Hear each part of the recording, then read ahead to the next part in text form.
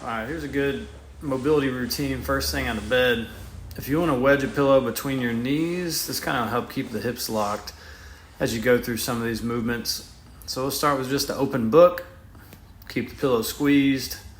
Open those shoulders up. Just really reach across the bed and use the bed as leverage to help kind of push you even more into that stretch.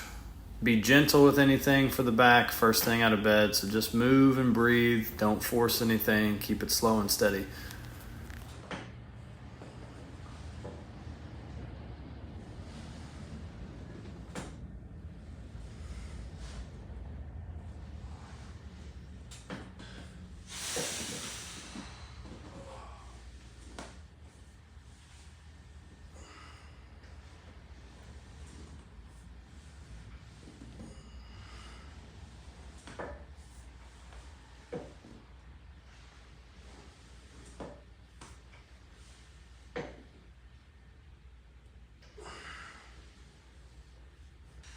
Up next, we have the lateral hamstring floss. So you're going to want to pull your leg across your body. Try to keep your shoulders square on the ground. You're going to hold the top of your thigh. That way the hip can't move. And you're just going to keep your toes pulled up and try to straighten your leg. So this is more of an outside hamstring kind of stretch and a little bit in the hip as well.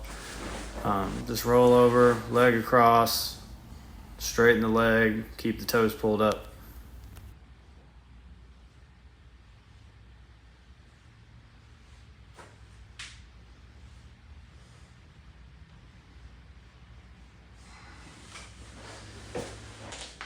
You'll probably want to put a pillow on the ground for this one just for ease the pressure on the knee.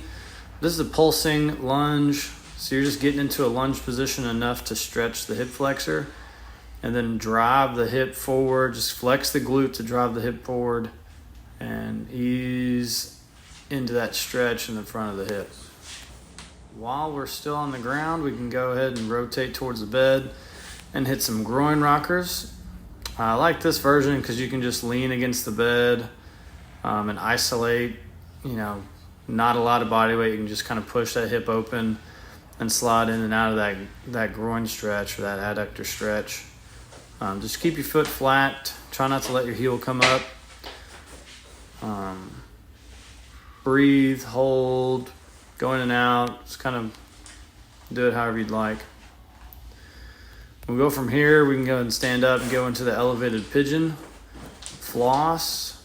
So once we find a comfortable pigeon position with that leg up there, we're just going to rock our hips back as if we're trying to straighten the leg. And it's going to help stretch the hamstring as well as the hip. So you want your foot back enough, the one that's on the ground, you want it back enough that you can push your hips over top of it and lengthen or stretch that front leg out.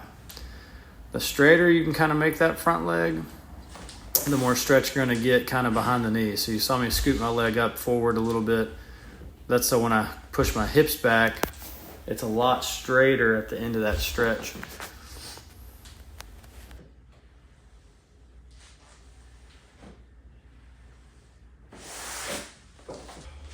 Once we've kind of loosened up the hips and legs, then we can get a little bit more into the back movements. That's why this series is last. So we're just doing a little windmill action, using the bed probably to keep that knee propped up in the front, and then just creating a bunch of leverage going over top. And then we do some open book cells, so you're just rotating away from the leg. Again, use the bed as leverage, so I'm pushing with my right hand here to push myself open. And you'll just kind of see it on the other side. Go over and dip down on both sides.